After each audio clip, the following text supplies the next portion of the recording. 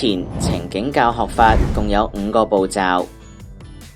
第一個係佈置環境，目的係要透過佈置環境為小朋友創造主動交流嘅機會。佈置環境有幾個技巧。第一，將一部分嘅玩具俾佢哋玩，鼓勵佢哋主動互動。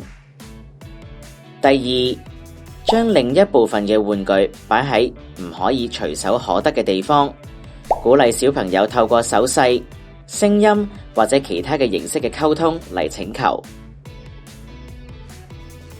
第三，提供視覺支援，使用視覺輔助工具，例如圖片或者時間表，幫助小朋友理解有乜嘢選擇，並預測活動嘅流程。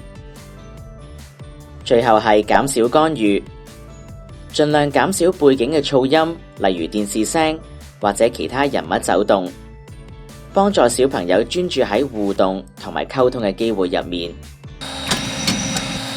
以下我哋一齊睇下片段入面嘅家長點樣佈置環境。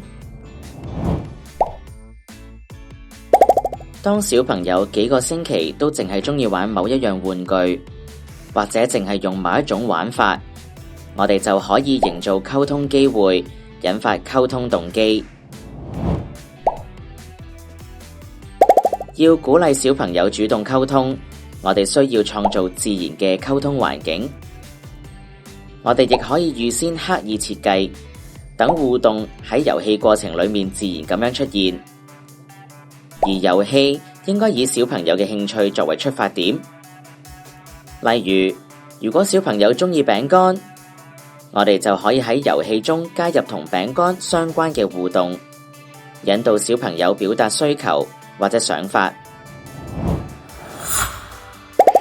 哇，係餅喎！你要？邊個要餅？如果察覺小朋友鍾意食餅乾嘅時候，咁我哋就唔好一次過俾晒小朋友全部嘅餅乾。當小朋友想要更多嘅餅乾嘅時候，佢就要向家長做出請求，例如打開手表示要，或者講要，或者俾。要餅，叻叻。將玩具放喺小朋友睇得到但係拎唔到嘅地方，嚟誘發小朋友要求幫忙拎玩具。例如，如果小朋友已經砌好咗火車路軌，但係發現火車仲喺盒入面，佢就需要要求大人幫手拎。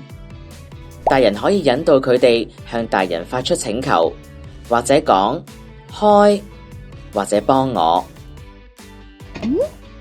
開。哦，你想開？係喎，媽媽幫。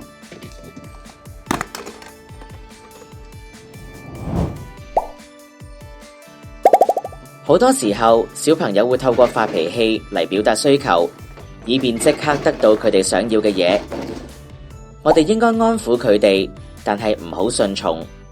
我哋可以將任務簡單化，等小朋友喺引導底下學習。完成之後呢，就可以明白溝通嘅正確方法，從而更加願意參與下一輪嘅交流。